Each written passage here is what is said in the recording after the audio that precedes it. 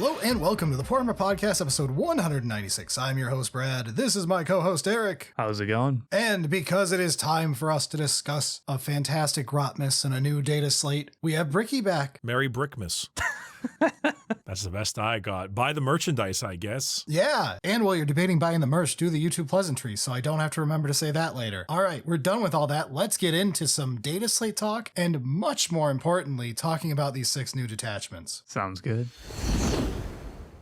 All right, gents, I'm not going to sugarcoat it. This is the weakest data slate we have seen in 10th edition. There ain't much here. Let's go through it fast and talk about the much more exciting stuff that is all these detachments. All right, so a couple core changes. Twists, challenger cards, gone. Missed by almost no one except for Brad. They're cool from a design aspect. I like twists. Twists specifically I like. I don't mind them either. Actually, it wasn't twists that I had the issue with. It was that other thing.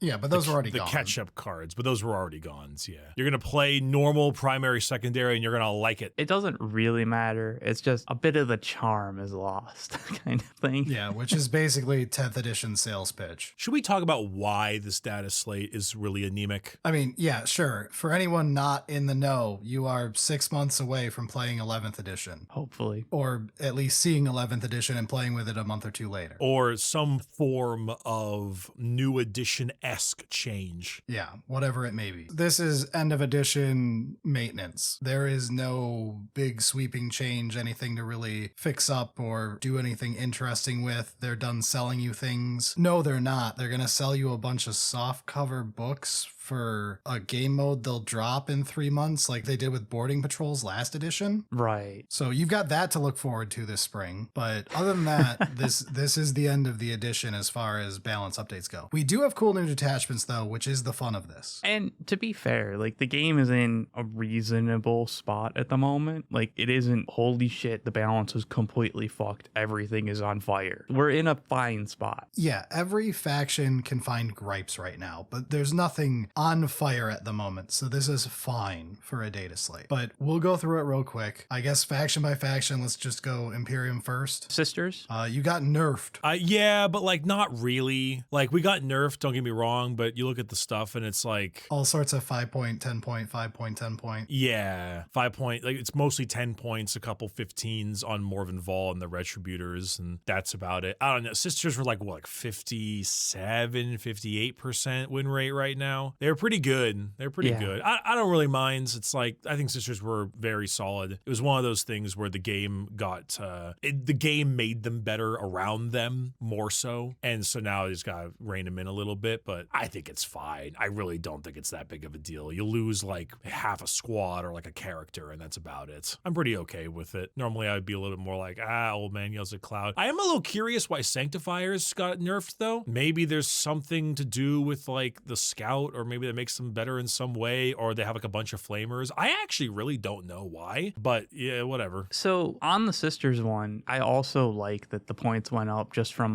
like we had talked about in our Wishes episode about making Sisters better and like make the points show it kind of thing. So like having some points increase is like not a big deal. Like it feels like it's on the right trajectory if like the units are behaving better kind of thing. Like if they're strong, don't nerf the unit, buff the points. Exactly. Which is sort of the opposite of what we got with Custodes, which is Custodes aren't feeling very Custodes like, what's the solution? Let's just make them cheaper. So I will give Games Workshop the tiniest bit of credit. I do like the fact they added a little dev comment for every faction. I do like that. They did make an article where they had a dev comment for every faction as long as you're not playing Genestealer cults. Or agents. I guess agents, if we're counting agents as a real faction and not a sales. For example, Sisters was, we've made a number of points increases on the units that have been buffed over the last few updates to represent their new power level within the game. And for Custodes, its Wardens are proving to be one of the most popular Adeptus Custodes infantry units. So we have reduced the points on a few of the alternative units to let players explore the wider range of units that Custodes have to offer. As long as it's not the Forge World ones, stay the fuck away from those. It's in white text at the end. You have to highlight it. Yeah, right. Also, by that, they mean we're dropping 10 points on Custodian Guard again,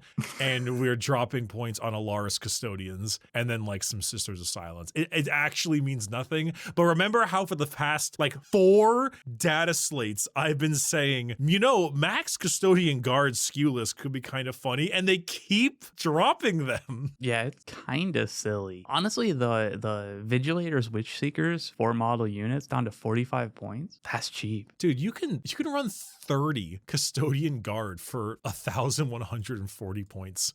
It's 30. It's almost depressing that you can run that many for that few points when they're Custodies. I am with the Custody players complaining that they wish they would just get their points increased and get much more elite, which is what I saw a lot complaining about when AdMech got that solution last slate, and then we'll talk about AdMech in a second here. Yeah, Sisters got points buffs because they were better. Custodies just fucking make them cheaper from like a thematic feeling to the game. 30 Custodian Guards per 1,000 points. It's not right. No, it's not right, but it's very funny in like a screwed up way. Yeah. All right, moving on to AdMech. They basically got the little dev note here that, look, they got big buffs last time. They did not get point updates to go with those big buffs. These are the point nerfs to help keep them in line. Seems extremely reasonable. Call going up 35, he's still great. 210 points for Call seems like we're finally at a point that like, okay, that sort of makes sense. Yeah, everything seems reasonable. Iron Striders going up, the Sky Stalkers, Infiltrators, Rust Stalkers all going up is all fine. I like this because it gets away from the problem with AdMech becoming Red Guard. Yeah. That was one of the concerns, is it's like already the most expensive thing. We literally talked about this last episode of like, if AdMech is going to cost $1 billion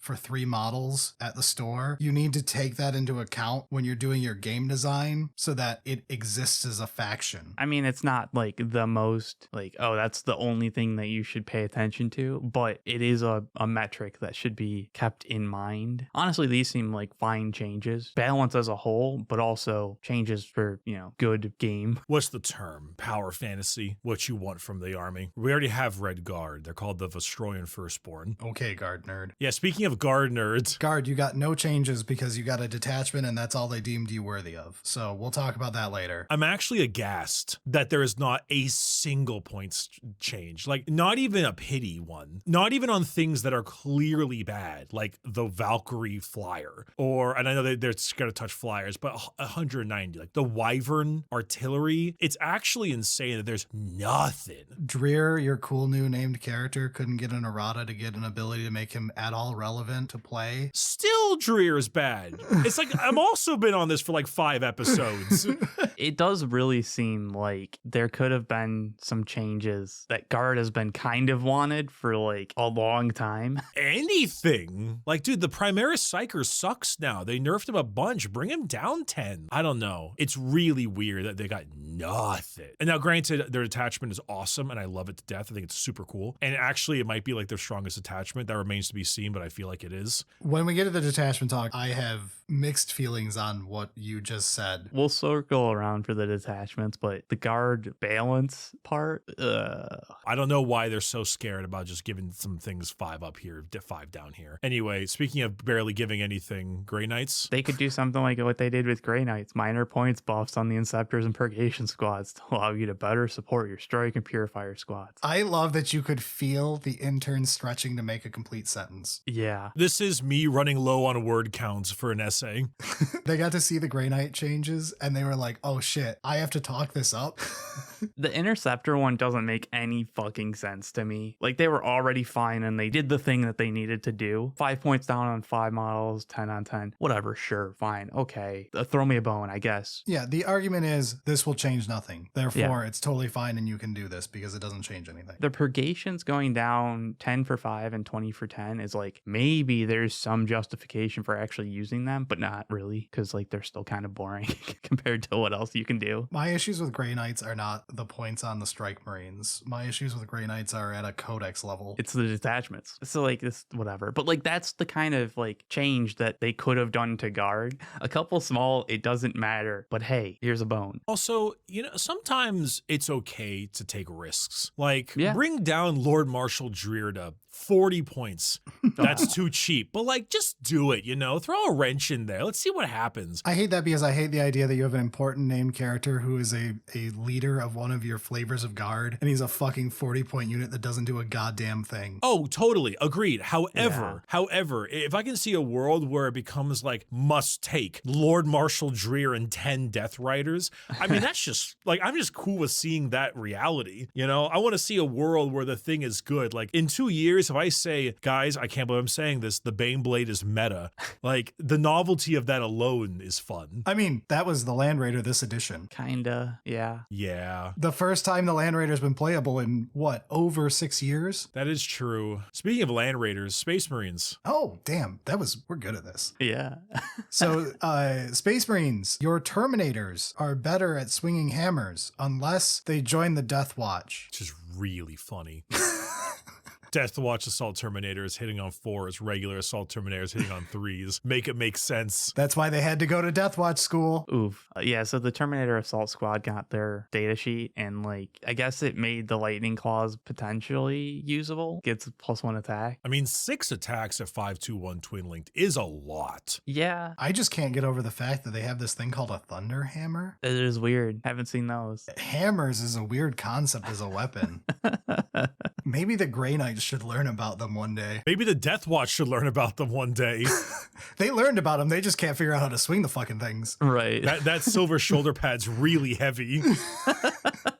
Well, it's the glare. It's messing up their aim. They also made one change to Shadow Mark, which I think, if I recall, was I could rapid ingress turn 1, and they removed that. So now it's only in your movement phase. Sure. Which is exactly how I imagine it should have been. Yeah, it feels a lot like an FAQ. And then, there was some points changes. Point-wise, there was some ups and downs, but honestly, none of it really means anything. Victrix Honor Guard going up 30 points for 6 models and still probably being the best thing you could just randomly slam in that slot. Yeah, Victrix are insane. Yeah. Genuinely insane. I actually don't even think this is enough. I don't either. I think that you just jam them still. I genuinely think you do. I think maybe 250 we would start to see it be somewhat okay, but they are disgusting. Having a surge move and a reactive is insane. We'll talk about it when we get to Demons, but this gets into the problem of just because you move the points on a model doesn't change people to play a different model in its stead. It just means you play less of something else to continue playing it. Well, that's the data sheet problem at that point. Which we're going to get into with a later change in this. I feel like that's more for factions that have fewer data sheets. Like Space Marines have a bunch of options still, so you can play a bunch of different lists, even though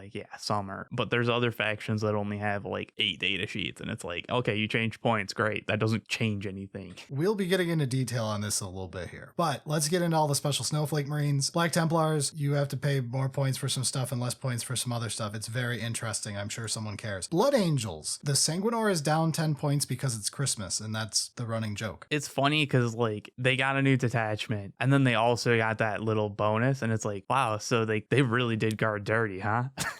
I was thinking the same thing, especially because I'm pretty sure in Angelic Inheritors, the Sanguinor is still very good. Yeah. I'm not 100% sure, but here's the thing. I'm not salty about this because it's a really good meme. I like that as a meme. Yeah, it works. Moving into Dark Angels, Azrael is up. Ravenwing Black Knights are down because they'll make a new version of that kit, so they got to get them off the shelf. It's possible, yeah, honestly. Death Watch, they had to make a change, so they made the Indomitor Kill Team cost more. Yeah. Space Wolves, you got a whole new detachment, and you also got some points down on a bunch of stuff. Bjorn being cheaper is fun. Venerable Dread down 10. Let's go. Honestly, Grey Hunters down 15 is kind of nice. Bjorn going down 10 is neat. I honestly can't tell. I haven't fought a Space Wolves player in a while, so. We have a local one, and I enjoy playing Dreadnought spam Space Wolves as much as I don't like Space Wolves. So, we have experience with it, but we'll get into the detachment at the end here. Not even a mention of Agents. That's because no one remembers Agents as a real faction. I think everyone does, but, they just don't care. Well, what are you going to do with it is the real question. Because, if you make just a few points changes, then people, also look at it and are yeah, sure, those points changes. Yeah, but, this is still the Imperial Agents Codex, and, It's more exactly what we talked about when they first made it. And it was the problem of if an Imperial Agents unit is playable, it will be nerfed until it is not playable, competitively speaking. Right. So we are now at the point late in the edition where you would never buff one of these because you don't want them to see actual play. But but we're done nerfing them. So there's no reason to bring them up anymore. Yeah. From GW standpoint, that's the reason. Even just like changing some of the detachment enhancement points, just like cut some of those down a bit. Yeah, it doesn't really matter, but Imperial Knights. Points down on knights that no one was playing. Not many points. It's just 10 points down on the big. Yeah, 10 points. Inconsequential amount of points on knights that were inconsequential. Absolute nothing Borger. There was an FAQ for we pledged to reap Great Tally thing, and basically you don't count it throughout the whole game. It's just per battle round, which is like obvious how it was supposed to be because like per game is ridiculous. So yeah, just a note of like, hey, don't try and cheat it. Moving into Chaos Knights, knights that are terrible got put down in points, and a big knight saw play, so it had to be punished for it. You will play only War Dogs, and you will fucking like it. Knight Despoiler up 15, 390 points. How dare the funnest knight be playable for 5 minutes? Fuck you. I'm almost surprised they didn't drop the Rampager down 10, so it would then be 355 points or the Despoiler at 390. No, because the Rampager is like borderline playable, so they can't touch that. Yeah, one. we can't have that. We can't have that. It's right on the edge. You see it on occasion. That's not allowed. Right. We only play War Dogs in this faction. Chaos Demons. All right. This is one of the only like factions that got real changes. I kind of want to read this dev comment. Read the dev comment and then I will talk about how full of bullshit it is. Exactly. Okay. Okay, while you do that, I'm going to go pee. All right. I enjoyed too much of my delicious gamer subs. My apologies. Don't show your shit on our channel. Jesus. I use code Poorhammer to get 10% off Bricky. Yeah, right. That's funny, honestly. If you did that, that would be kind of hilarious. I give you permission for that joke. That's funny enough. All right, so the dev comment on Chaos Demons is, with big demons proving ever popular, we have made some adjustments to encourage players to consider all of their options. There are points increases on Rodigus and the rules adjusted unit Kairos Fateweaver and Lord of Change, and decreases on both Shalaxi Hellbane and the Keeper of Secrets. Finally, the Endless Gift has proven to be a little too popular, even as one of the most expensive enhancements in the game at 45 points, so we've reduced its points but also reduced the effect from a 4-up Feel No Pain to a 5-up. Okay, time out for a second. I am aware, before I tear this apart, that this little paragraph here is the job of some intern who had no say in anything, had to read and interpret what was changed and sales pitch it the best they could. However, It honestly feels very obvious of that from all of them. it's obvious from the first sentence to immediately the logic breaks down 2 sentences in. I still am happy that they're putting this out there. Like, it's kind of cool. It's a nice little, like, hey, here's the sales pitch kind of thing. Actual dev comments are great to understand what they were trying for. And then the community can give feedback as to what worked and what didn't, and it improves future dev work. This is great. However, this is not a greatly thought out change. Big demons are proving ever popular. We made adjustments to encourage players to consider all their options, i.e. the not big demons. Yeah. We made no changes to make you want to play those. They're fucking dog shit. You would never want to take them. So instead we'll punish you for taking the only things that are playable, which is weird. And also getting into that, you did buff Shalaxi and Keeper because they're not seeing play. Because they're really bad. Even though they are big demons. And then you buffed Kairos and Lord of Change and made them more expensive. And I do thank you for that. And we'll talk about that later in detail. But that also doesn't line up with what we're talking about in the first sentence. The Kairos Lord Change, yeah, rule adjusted points. That one, honestly, great. It's cool. But like, consider all of their options is weird. So a more honest version of this change is fuck the Great Unclean One, Rodigus 2 while we're at it. Also, Kairos Fateweaver and Lord of Change have seen changes as well as decreases on Shalaxi and Keeper of Secrets. That would be a much better devlog. Essentially. I do like that there is at least one person at GW that is like, hey, there are other demons. like Unfortunately, the true answer, if you really want me to look at taking a battle line demon unit, anything other than attacks to play the game, the problem is they're max of 10 and they have dog shit stats. Therefore, putting a leader with them is even worse. And that leader is competing with my big demon for slot. yeah. So everything about this sucks. At least looking at taking him back towards towards the Horde direction, where in 8th and 9th, you could take 20 to 30 demons, depending on the demon type, as a single unit, that might be interesting, and you might be able to play Horde demons. But we're stuck with max 10s everywhere. At which point, I'm not going to take a 10 model unit of shitty 1 wound things that are just going to die immediately and are much worse than just taking like a fucking assault intercessor. Yeah, I mean, there is a certain amount of like committing additional resources into a bad plan. Yeah, and then I'm going to have to pay another, 100 points for a leader for this bad unit. At which point, I'm at most of the way to taking a greater demon. Look, this is internal balance problems. This gets into problems that are outside of just points changes. You have to make real changes to factions. Demons being one of my children is one where I will take much more time doing these types of talks, whereas I'm aware these problems exist within other factions. I'm sure Black Templars have equivalent bitches. I don't know that faction as well as my own. But again, this is the whole discussion when it comes to when they do changes like this and when they have a stated goal and are not lining up with it on the change they make. That said, the actual changes here are for the most part pretty good. As long as you weren't just spamming playing Erotigus and a Guo with an endless gift in order to have big tanky boys, the rest of this is mostly like, look, Shalaxian Keepers still probably aren't playable because you would just play a Bloodthirster unless you're playing only Slanesh stuff, in which case they're all right, but all the Slanesh demons feel kind of trash. The endless gift change makes sense. 45 points is a lot for an enhancement, but like a 4-up Feel No Pain is very strong. You could make endless gift cost literally 100 points, and I think people would still put it on a Guo. Yeah, and that's the thing is like with Guo, a 4-up Feel No Pain is like, oh shit. That's better than anything else you could be putting those points into when you're list building. Yeah. Which gets into the problem with playing small demons. Again, that change is fine. We know Rodigus is good. We know Great Unclean One with that enhancement is stupid. The Kairos and Lord of change, combined with one we'll talk about when we get to Thousand Suns later, is legit great. This is never, like, I'm aware I'm beating a dead horse here. This is never going to make me want to play a small demon because it's like, oh, they cost more points now. Maybe I'll look at my small demons versus the guy who just got buffed. Yeah. But yeah, Infernal Gateway being crazy good now, Bolt of Change being fantastic, even Rod of Sorcery being more reliable is nice. Yeah, they're honestly just nice changes for the balance of the big demons kind of thing, ignoring the rest. And like, I'm not going to say the Tzeentch detachment is the greatest detachment ever, but it is a fun as hell detachment. Oh, yeah. And combining these buffs into that is already pretty good. And then we'll get to Thousand Suns in a little bit, and they go hard. Overall, fine changes, not the greatest. Would love some more. Happy to see effort. This is a real change in this data slate. The vast majority of this data slate is going to be us saying, faction name, you got some point increases and decreases. This will change nearly nothing. Whereas demons, we got someone to look at us. So next up, Chaos Space Marines. Speaking of this will change nearly nothing. Oh, look, they remade Dread Talons. We'll get into the detachment. I have words. Oh, I know. I have stuff to say about that too. Don't you worry. Good. I had no fear more than you saying, I love the new Chaos Space Marine detachment. I was going to lose my mind. I do not. Good. All right. Couple points changes. Fabius Biles up 15. Chaos Lord and Terminator Armor is down 10. Forge Fiend down 10. It means nothing. It absolutely means nothing. Death Guard. Hey, look, Rodigus is up like we just talked about. Chaos Land Raider is down. Okay.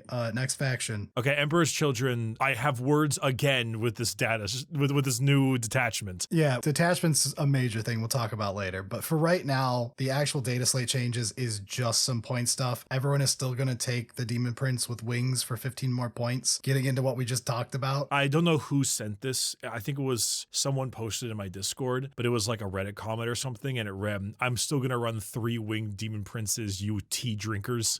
And it got me good because that's exactly what they're going to do because it's too good. Yeah. It needs to go down 30 points and they need to replace the -1 damage. That's what they got to do or something like that. But a small point for them, please. I actually kind of like the Rapid Evisceration attachment because I like Land Raiders and I like having Noise Marines and stuff hopping out of things and blasting things apart. Didn't they just fix that detachment in some way? So not fix, more so they made an addition where they said, hey, you know, normally if you disembark from a transport, you reroll a hit roll and a wound roll of 1. Cool. Now it also states if it is a transport model as well, which does 2 things. A, it lets you get reroll ones to hit and wound on your Land Raider, which is pretty cool because you do have 4 las cannon shots, you know. It's actually pretty big for Emperor's Children at the moment. And secondarily, it also means that it works for anything coming out of firing deck, Yep. which is really cool for the 2 Blastmasters that are going to be firing out of a Rhino if you plan on not removing the rest of the Noise Marines. So it's like actually cool. I don't know if it's good, but it's cool. So I like that. That's neat. Yay, thumbs up. Yippee. I generally love that change because that's one of the things that when we've talked about these, what were we calling them? The mandatory vehicle tax detachment. Mhm. When we were talking about these, a lot of them had a rule like this, and it was really awkward where it's like, this doesn't affect firing deck. Therefore, for the half of the game where this wants you to have people in transports, you don't do anything. And instead you're playing it like constantly hopping in and out of a bus that's sitting still for you to give you a buff. Which that is a fun way to play, but like 10th edition has firing deck.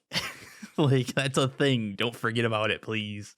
Yeah, and honestly, as a Drukhari player, it's really nice to see the idea of, oh, you know, for these vehicle-focused people, maybe we should make it where you get buffs while you're in firing deck mode. Yeah, it's actually pretty cool. It shows foresight and some afterthought, which is not always the case in like 90% of these. Brad, go off, King. Let's skip Thousand Suns for a moment. Let's do World Leaders real quick. Really? You got some points changes. The Angron's down 20 points to 340 points. You're doing it wrong. Make them better and cost points. But not in the way you just did with EC. We'll talk about that.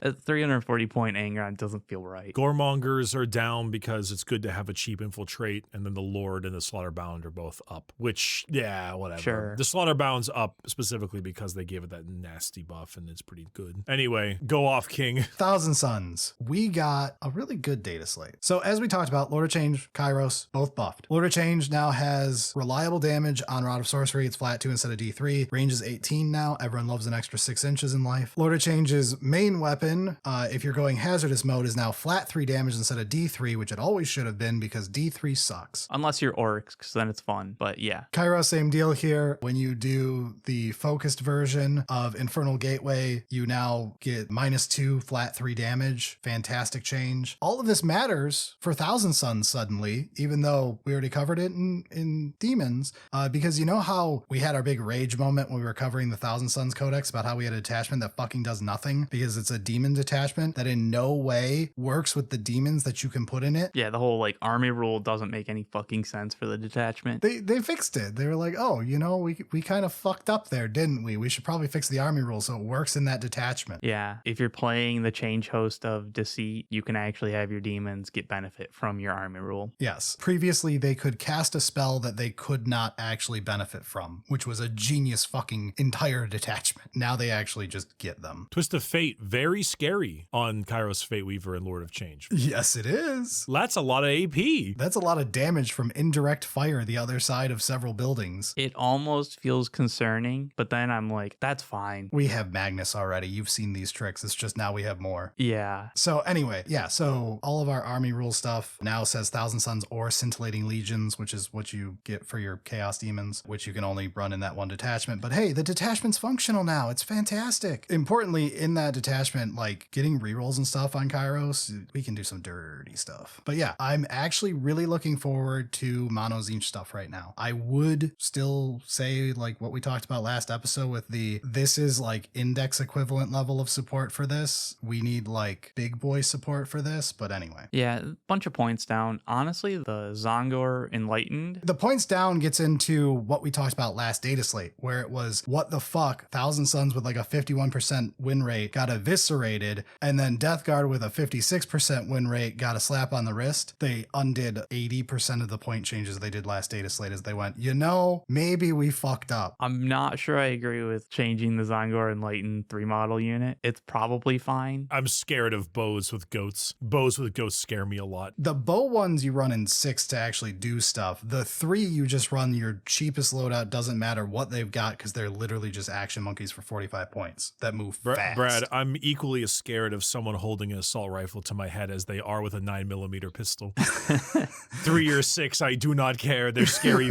goats with bows and bows with goats. I'm with Bricky on this one. Those points changes are a little concerning to me. Everything else, yeah, sure makes sense. I think they're fine. They're almost all 5-point differences, so I don't really mind it too much. I'm scared about the Kairos thing, but we'll see how that turns out. out. I think it's just, again, we already had Magnus that just lets you play these. Yeah, this opens up a different way to play. Magnus is 430 points, and even with the points changes, increases for Kairos and Lord of Change, 285, 270, bit of a difference. Yeah, but also, like, Magnus does a lot more. Sure. Yeah, sure. But still. these have a gun, yes. Yeah. My thing is, it's really nice when you compare them to, like, a fucking Land Raider, because my greater demon should be much more fucking impressive than a goddamn brick. Yeah. Fuck you. I mean, they should be, but also... They should be. I know they should be. I know they should be, but come on. It's a very scary brick. Anyway, we can move into Xenos. It's probably a good day as long as you aren't Eldar. Well, I mean, they got a new detachment. Yeah, Eldar did. Yeah. Eldar got hit like a lot, a little more than I thought they would get. Over and over again. Eldar got hit in ways I really don't like, too. It's weird, because, like, all right, everyone hates Eldar is the joke. Well, no, it's mostly my joke, but yeah. But have a heart for a moment. They're getting hit in all the ways that make them unique in Eldar while getting anything playable point bumped. And it's like, the second this happens, what's going to happen is the one playable way everyone was playing them is going to collapse. Yeah. And they are going to tank in ability to win anything. So that's the thing, though, is that I really don't hate 10th Eldar. I think 10th Eldar has been great. Outside of the very beginning of the edition. Yes. A single very large boy. Let me pull this back for a moment. I love 10th Codex Eldar. There we go. I think 10th Codex Eldar is awesome outside of the weird Yannari stuff, and that was about it. I really like how they're played. I think they're very neat. They've got some good builds. Very cool. I'm in this weird situation where on one hand, I'm like, I don't really care that their get back into transports is worse, but I didn't think they would hit all of them. I really don't like getting rid of that specific one, too. It's like over and over again. Just keep hitting them over and over again. And then like the transport one on its own could have been fine, I guess. But like in addition to like points changes, it doesn't feel right. The transport one I don't like hitting specifically because it's like one of the core things you teach is like you have frail little shitty guys defensively. That's why you make sure to hop them back in the transport. You jump out, you shoot stuff, you hop back. So I'm okay with them changing like fire and fade, for example. It shoots, it moves again. Okay, cool. It can't go into a transport. That's fine. Yeah, it can move, but it can't jump back in. Right. Like, okay, it's fine to have one of those where now you are using it for a weird infantry mix or whatever the plan is. Okay, fine. It's like Scourges, whatever, for Drukhari. Changing it for Skyborn Sanctuary does feel weird. Because like if you got two jump back into transports, normally you wouldn't assume you would get rid of both. Mm-hmm. I mean, you still can, but basically what it says is that a unit that was eligible to fight this phase. So basically it means you have to like only do it for melee things now. You have to go in, kill the thing, and then hop back in, which sucks, you know? So I don't know. It's kind of bizarre. I don't like that. I'm not a big fan of that one in particular. I feel like, you know, you had two and you went to zero. You could have just had one. Especially because like Brad was saying, like that's like part of how Aeldari kind of feels like they should play. Like there's a certain aspect of like, yeah, that makes sense. They're doing that kind of like hop out, hop back in kind of thing. And now you can't. Also, they nerfed star engines. Okay, so star engines, while we're on the topic. This gets into my question of, okay, so star engines is until the end of phase, it was add D6 plus 1 to the move characteristic of the unit, right? And it only works on vehicles. We also have swift as the wind. Whenever anyone makes a normal, advanced, or fallback, you can just add 2 to the movement. Right, which is commonly used because you can spam that one over and over again to various units. And then am I really going to use the assault one when I can just do the flat 2 one? Like, does this do anything different? Is this just a copy paste at this point? No, the star engine thing is that it no longer gives you D6 plus 1 movement. Yeah, now it just gives assault. But I'm saying, is giving assault versus just adding 2 to your movement? Those are the same goddamn thing statistically almost. Well, it depends on what you're doing it for. Because if you just add straight up movement, you can then charge, you can then do various things like that, where this one is specifically for this gives you assault and now you are able to shoot. Yes. Which the other one would also do. Yes. So you're just removing the extra movement now. That's my point. Giving assault so that you can do the advance versus just doing the +2 move. These are basically the same thing because you don't have to advance to get the +2 move. Correct, but it's D6 +1, so it's more than 2 inches of movement. That's minimum. No, that's gone. The previous one made sense. The previous Star Engines, D6 +1, was enough of a movement, D6 +1, over just 2 inches, that it made sense. It was a valid option. But like now, with the change of just giving assault, you're essentially saying you can advance, roll D6 instead of just flat make sure it's 2 inches. But you also come with the restrictions of now being forced to advance. Yes. My point being, why does Star Engines exist when you could just have Swift as the Wind and it would do almost the same thing for that unit? Because you could do possibly more with a regular advance roll. I think you can also double them up. Can't you give them both? Oh, can you do both? I don't know Eldar that well. I think you can do both because I think I've seen people move 2 inches and also not get overwatched. Maybe I'm wrong. There might be a strat or something that lets you double up, but under normal circumstances, no. But anyway, the point is, it's weird. I just feel like you nerfed it to the point where it's basically a copy paste of a different one, but worded differently. I think it was the fact that basically, in a sense, Star Engines was Swift as the Wind.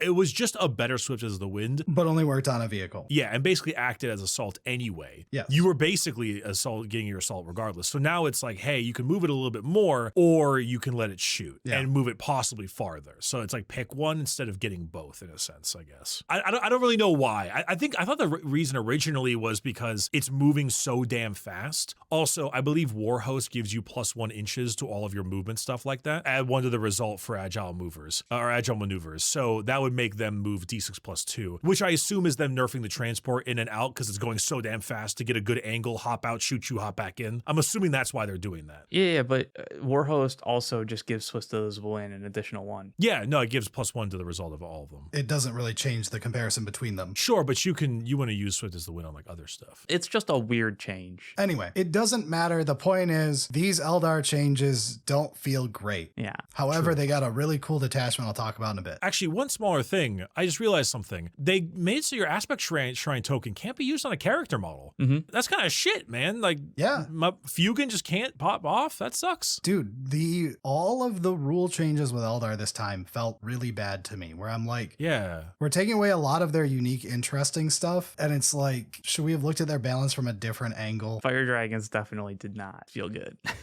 Yeah, this is weird. This is a very strange one, especially considering it's such an anemic data slate that this one is just bizarre. But we had to make sure that the aspect tokens matched Incubi Shrine tokens.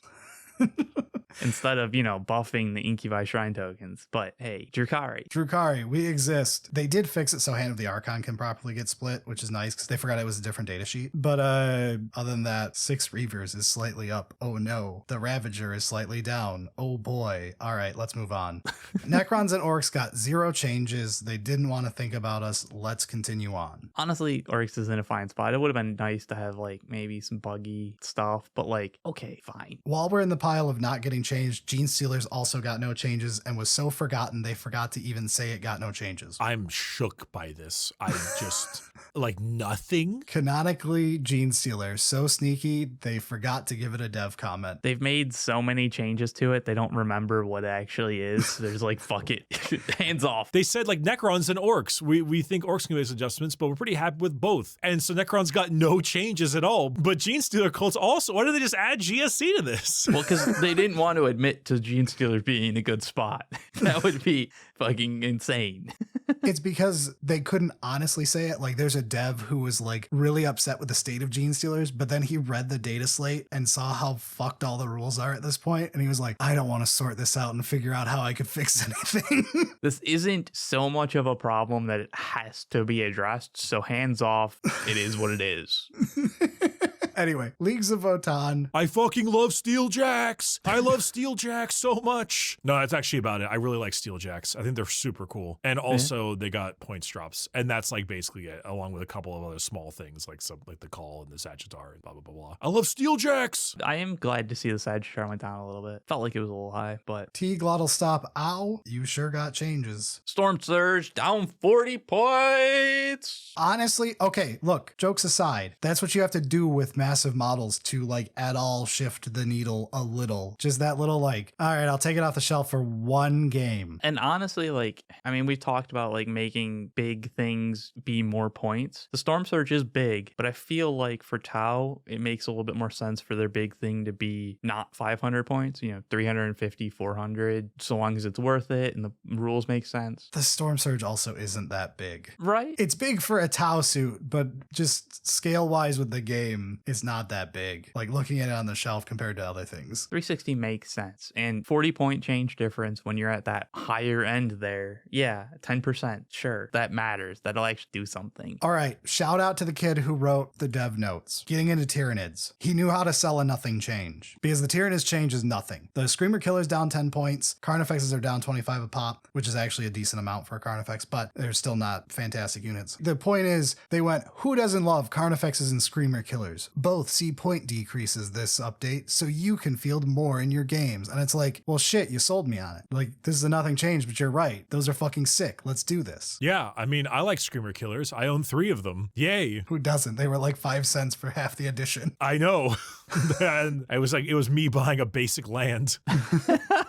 The worst part is we did an episode recently where I claimed how cheap Screamer Killers are, and people were pointing out they are no longer easily obtainable on eBay for $4. Rip bozos if you didn't do that. Okay, so let's loop back around and actually talk detachments. All right, shall we go in the order they were released? Shall we start with Guard for Bricky so that he can salivate? Yes. Okay, so here's the thing about the Guard Grizzled Company, okay? As a detachment, it is a very confusing one because on one hand, it does a bunch of things that are really awesome. And then it also does a bunch of things that you think should have been in the game to start with. Yeah. And that is the tough part. Like, why can a Commissar not lead Ogryn? That's a common deal. This lets a Commissar lead an Ogryn and Bulgrin. I honestly had to relook that one up when I saw that. I was like, the fuck do you mean?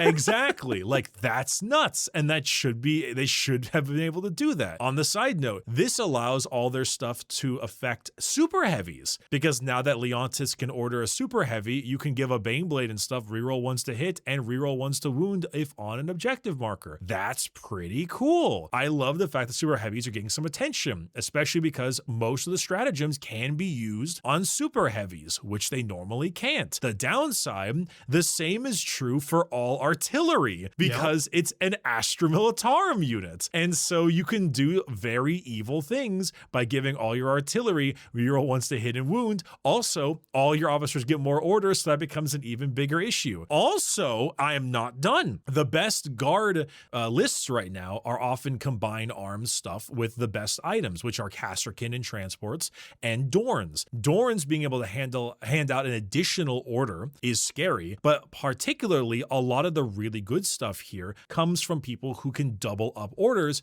because doing so not only gives you all these rerolls, but adds extra power to stuff already getting more power. So the Casterkin hopping out of a transport and giving an order turned them from pretty darn good to nightmarish. And so what's going to happen is one of two things. Instead of the super awesome fun thing where now a bunch of Bulgrin can be ordered and you can have this cool list with that and a whole bunch of infantry getting all these new things and super heavies, instead you're either going to see an insane artillery spam do well, hopefully not, but we'll see, or instead exactly the same lists you're already seeing, just way better, and now the Bulgrin can actually hit you hard. You fucking nailed it. I was so worried when you said how excited you were for this detachment, and I'm like, I have really mixed thoughts on this, and you nailed it with that, of like, this is just Guard's best detachment, right? Like, this just makes every other detachment irrelevant, and the best stuff is still the best stuff, and you're just going to run it, and it's going to be stronger, and this in no way helps anything else. Like, this is weird. It's strange in the sense that, like, yeah, now all the cool things that weren't affected by it before can now be utilized. So someone like me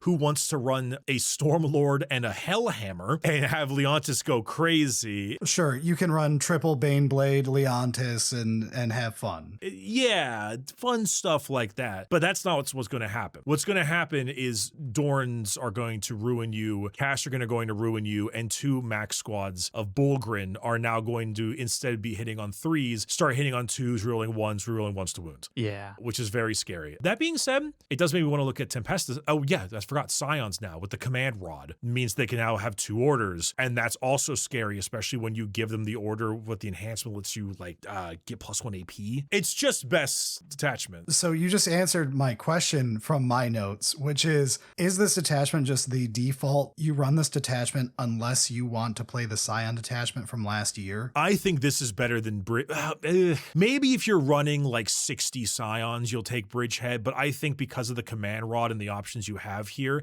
and the rerolls you're getting, even though Scions already get rerolls, I don't believe they get rerolls to hit, so this helps them with that. And if they're getting take aim, they're hitting on 2s now, rerolling 1s. I would imagine this would be the better choice, especially because you can bump up their AP. Okay. I am happy that we're having this discussion because I read this and was worried, and I'm glad that you are both excited and see the unintended consequences. Yeah, I see fear and dead men.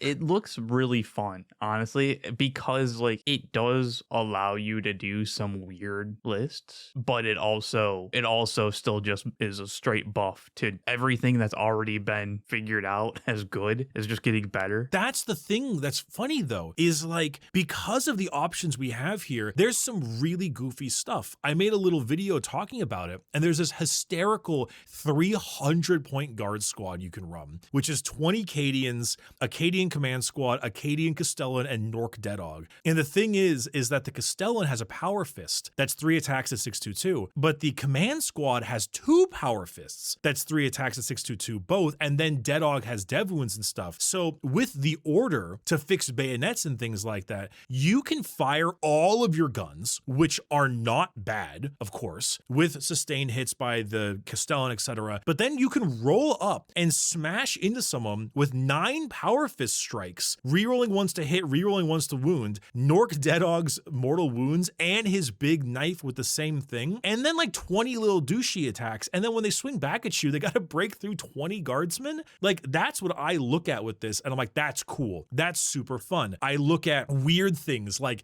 the Catachin command squad, because if you put that on a squad of regular old Catachin, did you know that the Catachin command squad can take 4 heavy flamers? And so it's kind of goofy, right? That seems more than I expected. Yeah. But combine that with the 10 regular Catachin, it's like 105 points, but you can give them the order for +1 AP. So they roll down, and if they're on a objective, of course, then you're slamming in with 4 heavy flamers and 2 regular flamers with +1 AP, rerolling 1s to wound for like 100 points. I think about these really cool ideas. I'm like, oh, that's a cool thing to see. And then you're going to go see the tournament results, and it's all going to be triple Dorn and triple Castrican. Yep. And I'm like, that sucks, man. That just sucks.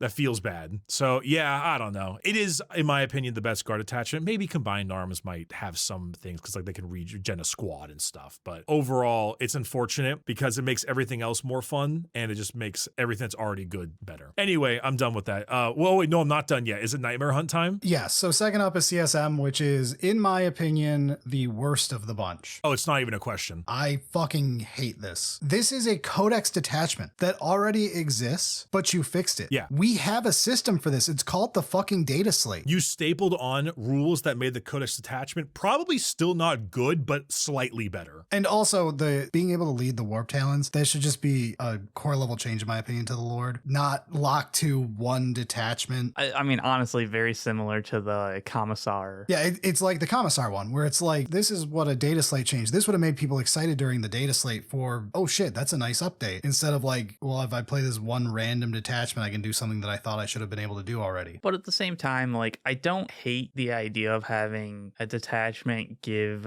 like more to leaders kind of stuff. Like this detachment means that your leader can do something that it otherwise couldn't, because like by default it's just generic. The only problem is that like as an enhancement means you only get the one. So it's not really, if you want to like go deep into it kind of thing. Can I also make an interesting statement here? So obviously this is their attempt at like a full-on Night Lord detachment, which which they even have like Prey on the Weak, which is a Night Lord thing, and yada yada. And obviously I'm the Night Lord guy. I love my Night Lords. But there's one thing that I always wonder why they never attempt this. Remember how when Lions of the Emperor came out and they gave you a bunch of buffs if no one was near you? Yes. I keep thinking to myself, like, all right, what do we got for spooky terror thing? Battle shock. Okay, that's bad. Below half strength. Okay, that's like fine, but still not very good. That's like kind of interesting, but yeah. It's helpful, but again, it's always the below half strength, which is always instead of at half. That's the thing we talked about for a while now. At half or below is how most of those should be, yeah. But I always think to myself, like, you know what would make this actually somewhat interesting? If you gave these benefits to an enemy unit that was not within 6 inches of any of their friends. I see what you're saying. There's some issues with like knights and sure, that kind of thing, don't get me wrong. But I am immediately imagining like, okay, one, it feels very thematic. Stick by your buddies or else you get scared, you know, like have friends. Don't Scooby-Doo split up. Right. And then you can literally do the thing where you pick apart all their friends in the phases. Right. And then right. gang up on the weak in the center. It adds like a whole new dynamic to the gameplay for that. That was added with the Lions of the Emperor change. It's just reversed. It also creates a situation where your opponent has to think ahead and actually like engage with this mechanic, which is good. And we're back to battle shock. And I'm just like, you could have done it like this, but I think because battle shock is a thing that they haven't like given up on yet, they're like forced to use it as opposed to coming up with unique ideas like what you just proposed. I don't know. It just feels like it's more fun and it's more interactive for both sides, where battle shock is just, do I roll the dice? It feels a lot more thematic too, from like the like terror thing that this nightmare hunt is trying to embody with battle shock. It doesn't really do it. Whereas something like what you were saying, that actually makes sense. Pick off the weak. That's how, you know, creating a nightmare hunt would make sense. Yeah, don't split up enemy, you know, make sure you got your people around you and stuff. I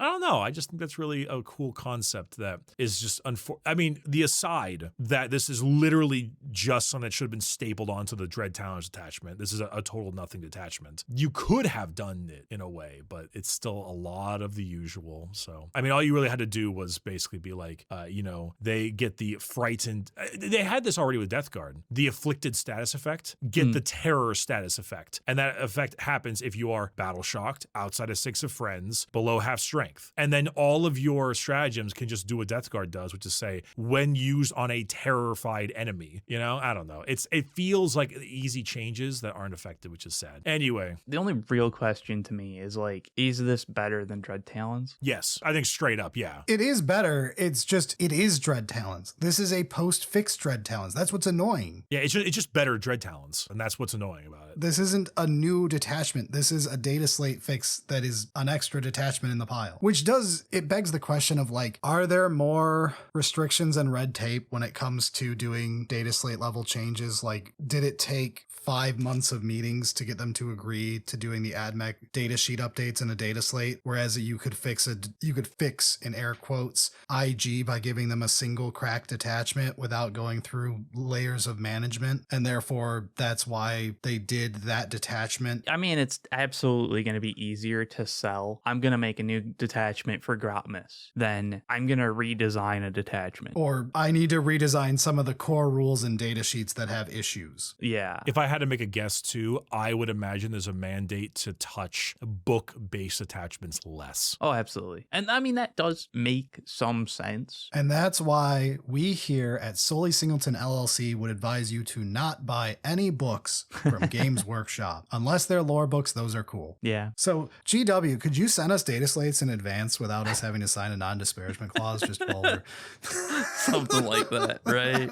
Totally reasonable. All right, Blood Angels. So Blood Angels is my second favorite of these detachments. The Rage Cursed Onslaught. I don't give two good goddamn shits about Blood Angels. That's my brother's problem. However, the design of this detachment, whoever did it needs a raise. I have no idea. That GW employee, huge props. So looking at this detachment, this is one of the most clever detachment designs we have seen because it is clever while being unga bunga. It plays into the fantasy of your Blood Angel player just wanting to charge forward and shout about Horus. It's clever in a way that plays itself, essentially. Exactly, while being this amazing synergistic ball. So like, let's go into this for a second. It has, talking in generics here without actually talking about the detachment, it has the design of, you get an upside for being debuffed, and you can pay for strong effects by giving yourself that debuff. It's like classic synergistic game design you see all over the place that is severely lacking in GW designs. We talked about this when we were talking about our hatred of Crusher Stampede, and we were talking about how Crusher Stampede is all about the, if you're at less than full health, blah blah blah, get some bonuses, and it made no sense for a stompy monster Timmy detachment. Well, especially because they didn't actually enable it. It's just the like, here's your detachment rule and fucking ignore it otherwise and hope that it works. And it's like, that's not how you do it. And so in that, we had dreamt up when we were spitballing back and forth talking about doing like a, you do that as like a sisters detachment where you can take mortal wounds to get a bunch of boons that then turn on your detachment ability, which plays into your army rule of having people die for miracle dice too. And it's like, wow, that's such a fun synergistic detachment for someone who wants to play finesse like that. And it's like, this is doing that. This is what we want to fucking see. If this is a preview of like 11th subfactions of like, we're getting stuff of this caliber, I'm here for this. As for the detachment itself, power-wise, it's whatever. It's in line with other Blood Angels detachments, honestly, which I like that this is just an alternate way to play. It's got some Death Company flavor. It's got some general Unga Bunga I want to charge flavor. Very Blood Angels-y. It's not the de facto best in faction, never play any other sub-faction, you must play this detachment. It's just another good option. Yeah, it's reasonably good. Reroll wound roll of 1 for melee. If you charge, get an extra attack. Battle shot, get 2 attacks. And then with the whole, what is the actual line? It's you give into the red thirst, it becomes battle shocked, but the strat still applies to it. Yes. So like you can turn on battle shocked to get those attacks. There's 2 ways to do it, right? There are 2 strats that do it. I don't know if there's another way. Yeah, it's 2 strats. I think it's like really neat idea to have a Death Company based thing, and I like the fact that they have strats that allow you to turn that on. I think it's really helpful. I just think that, like, unfortunately, it probably won't beat out the raw power of Liberators or Angelic Inheritors, but it is cool. I think it is a fine detachment. Like, you can play this and it's not terrible, and it has great design behind it. But anyway, moving on from Blood Angels to what I consider the absolute best of this batch. Harlequins, I mean Aeldari. You need to sell me on this Harlequin detachment because I read it and I did not see what was so good about it. Okay, here, read the other Harlequin detachment options for me. No, not that part. I know that one sucks. That's basically the best selling point. That's what I'm referring to. We got an index. Oh, you're referring to you have an actual usable one, basically, is what you're saying. Gotcha. Yeah, we got Soaring Spite / Light Sadith. We got a fucking index attachment they should have got 2.5 fucking years ago. Okay, so that's the thing, though, is like, I was reading this and I couldn't see if it made taking mono Harlequins good. Good or not, it lets you take mono Harlequins. The other detachment is actual dog shit. Well, I know that, but how do we know this one isn't? Because it seems to have all right usage. It reads a lot like Soaring Spite / Light Sadith did about being the mounted / sitting in your transports and shooting off your fusion pistols and whatever else. I will say getting to use all 3 of the Dance of Death troop ability thing for a strat is pretty cool. That one's really cool. The strats honestly are pretty decent. The detachment rule is like sustained hits is good, and like being able to unlock battle line makes it so that you can actually do the thing. The strats are solid. A big thing with these strats is they're all very mobile and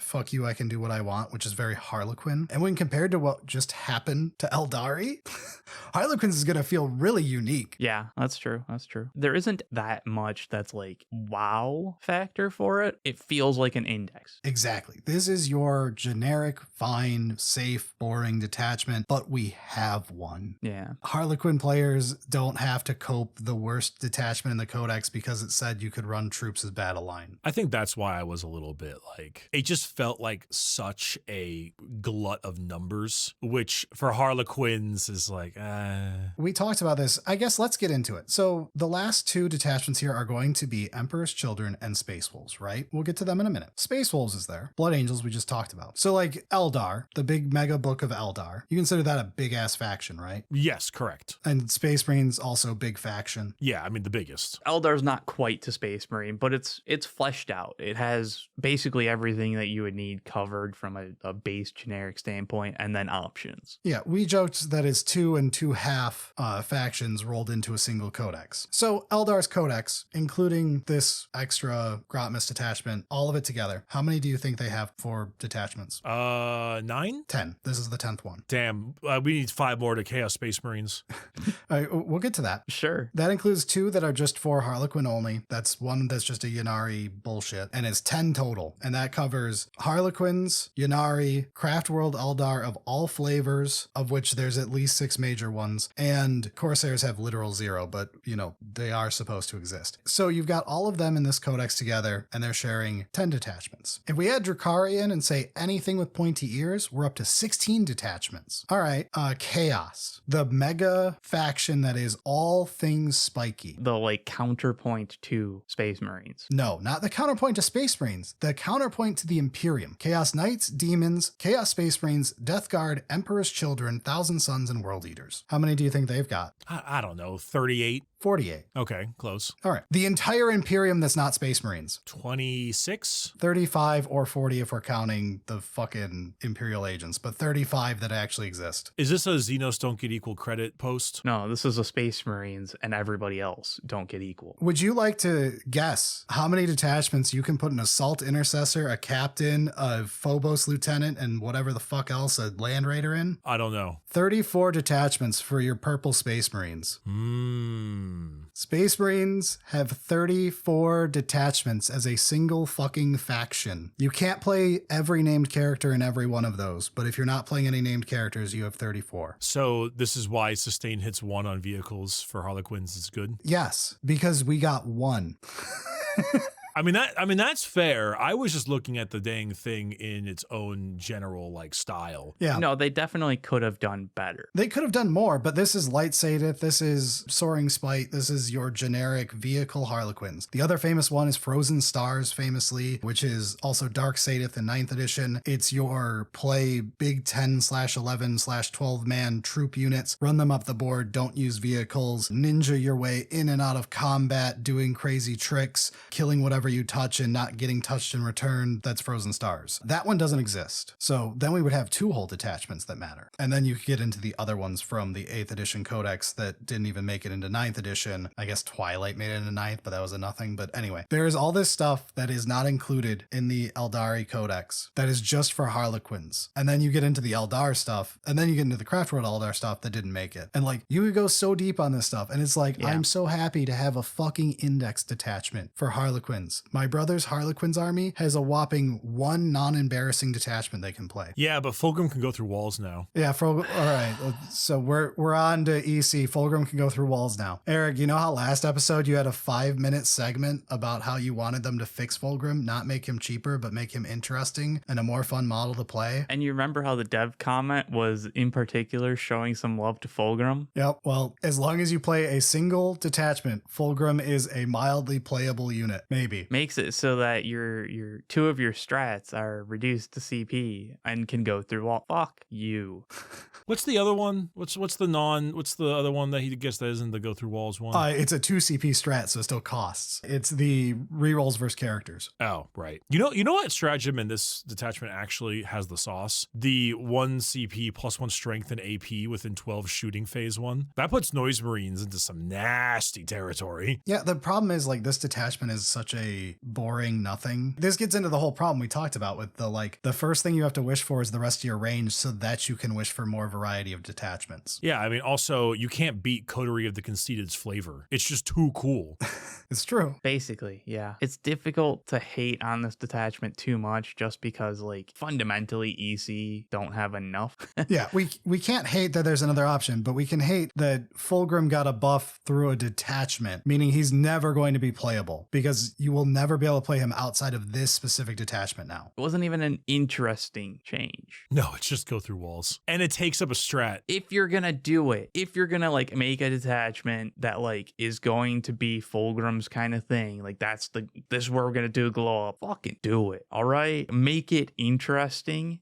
And Magnus did it right, where we got the Magnus detachment in air quotes. That was a bunch of stuff flavored around. If you take Magnus, this helps synergize with what's on his data sheet, and like you've got that, but he's still a powerhouse on a like in a vacuum on his own. Right. But it wasn't literally, if Magnus the Red is in your current army list, then you have access to the following ability. Like, I fucking hate that shit, which we're about to get into, Space Wolves. Okay, I actually like that shit. We might be on a different side of things right now, but I think it's for different reasons. Because the Fulgrim one sucks. I can be okay with it if you have enough other detachments. I can look the other way and ignore my hatred for it when you have 34 detachments. So here's where my brain goes with that, right? So the Fulgrim one, okay, I'm a little devil's advocate here. Fulgrim thing is weird because I wouldn't want to staple on go through walls to his data sheet, right? For free. I wouldn't want to do that. But I also really hate the fact that that's the way they're doing it, is by stapling it onto a detachment. I think both suck. And so clearly there's a different issue with it and something that needs to change with Fulgrim in general, mainly the fact that he dies too quickly and yada yada. I actually don't hate, if we're going to move on past Emperor's Children to Space Wolves, I don't hate this detachment is this, by the way, it gets better if you run the person, because they've done that with all of the base Space Marine detachments with their like Iron Hand guys and things like that. I hated every one.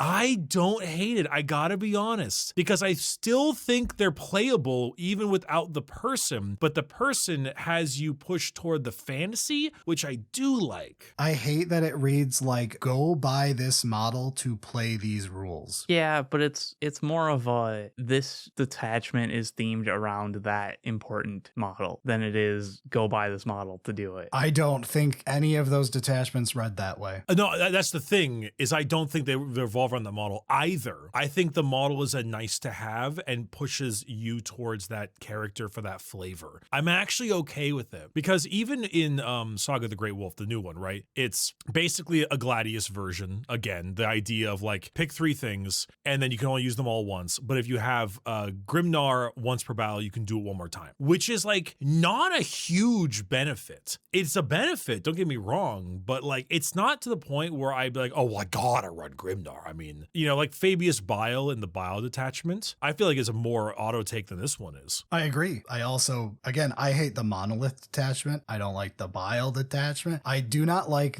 this detachment is go buy this model. See, I don't think it is, because they're not strong enough with the character and too weak without the character. They go from like 90 to 95 with the guy. Yeah, it's just one of those that like, because of how 10th is set up, that's the only way to make units and data sheets be more interesting. Oh, I disagree.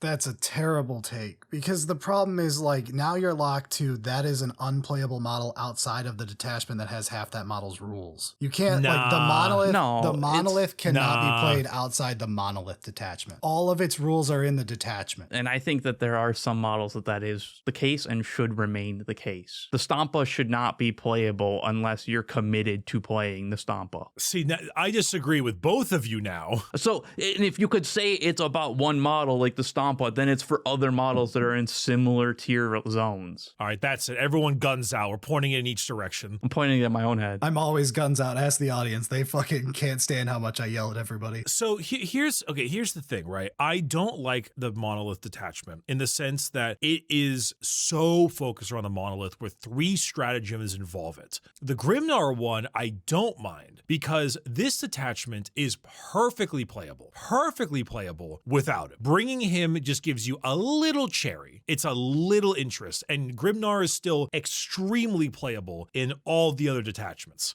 All of the stratagems in this Space Wolves one do not state Grimnar. Nothing states Grimnar. It's just, hey, if you're taking him, you get a little extra because this is themed around him. And like, that's fine. The issue comes down to when 3 stratagems say monolith. I think it's a severity problem, not a concept problem. That's fair. I still would prefer if we avoid named character call out in the detachment rule. I think the correct one is going into Thousand Suns, where it's like, this detachment is the best one for Magnus, and you could tell like they even flavored it as such, but at no point does it require Magnus or give Magnus a specific rule. It is to accent him properly. That's good design. When we get to having like it feels like a crutch when you have to type in this specific model has to get this buff in this detachment. I think we're close to agreement on here.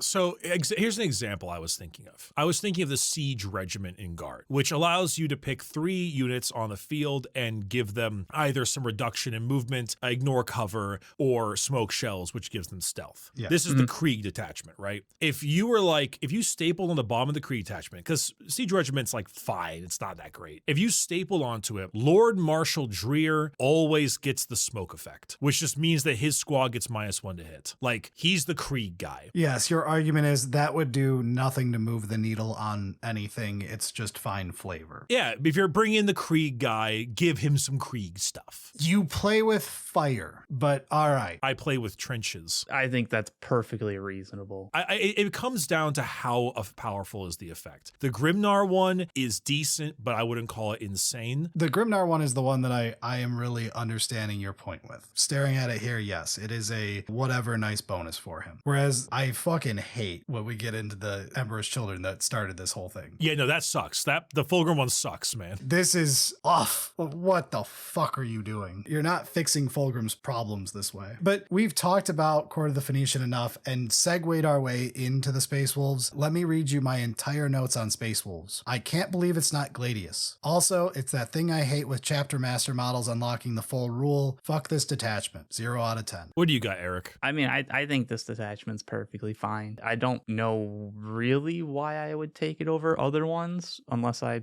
have Logan Grimnar. If you want to play a Space Wolves detachment, none of them are fantastic in my opinion. They're whatever. I don't know. Like, for one of the things I thought was kind of interesting was that one guy, Ethan Sean, the Raven Guard dude. Yes. His thing is once per battle round, you can use the Into the Darkness stratagem on him specifically, which is the uppy downy. Mm-hmm. And I'm like, all right, not a huge deal. I will say the Salamanders one's kind of wild. It's if you have Vulcanistan, every Infernus squad in your army can shoot and perform an action. The one that stands out to me as an Iron Hands player fan is I hate that the new guy, what's his name? Oh, he gives you a second oath. Yeah, that's fucking bullshit. Yeah, that one's a little strong. That one's a bit much, yeah. That's up there with Fulgrim to me on this is such a go buy this goddamn model. You know what? I would consider this to be the type of thing where if it affected either the unit that the character is in exclusively or something related to that it wouldn't be too bad. Even though Grimnar does affect the whole army, but it's a little different. I don't know. I don't mind it as a concept. I just think they need to play with it properly. I feel like the concept is a crutch that's needed for 10th edition. You can't do fun and unique things to individual data sheets that like actually push them, because without doing something like this, you either make them too good generically and then you have to nerf them into just unplayability. We just saw with Call that you can make them good. Or you make them fine in general, and then you have a detachment that like the opportunity cost is this is your detachment that you've chosen to unlock the extra bits. I can't count Call in this one. We stapled an entire faction's army rule to him. Like,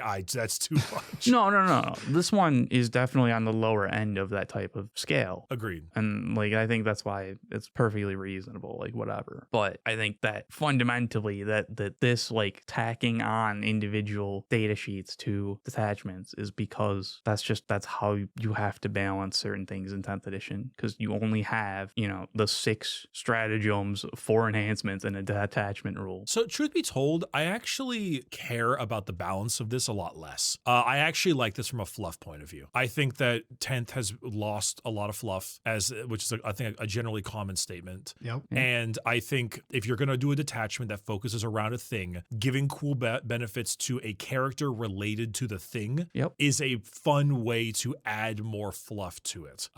That's kind of how I would say. I mean, because like Infernus squads aren't that good. It's a bunch of flamethrower Marines. But if you're going to play Salamanders, you're going to play Infernus Squads anyway, because you're probably a fire guy. And so giving them a little bump by having character stuff, like, I think it's fine. Like I said, I think that's how you have to do it for 10th edition and how they've balanced things. I don't think that that's like fundamentally, I would prefer that they redesign it for 11th so that you don't have to do this kind of thing. But if you're going to do it for 10th, things like this, like, you know, the Saga of the Great Wolf makes sense. When we're talking about giving battle line to a generic infantry or whatever, that type of stuff, like if you want a detachment that's all flamer based and it's like the detachment has the sub rule at the bottom, like the Harlequin one does, where it's just like Infernus Marines are battle line in this detachment, that type of stuff, A-okay. I'm good with that because that's the point of like, hey, you want to push this part of the army. If you want one where Terminators are battle line, sure. I don't know if you're going to fill out a battle line where the Terminators, but whatever. Okay. I think that like the Terminator is the exact example on why like just having,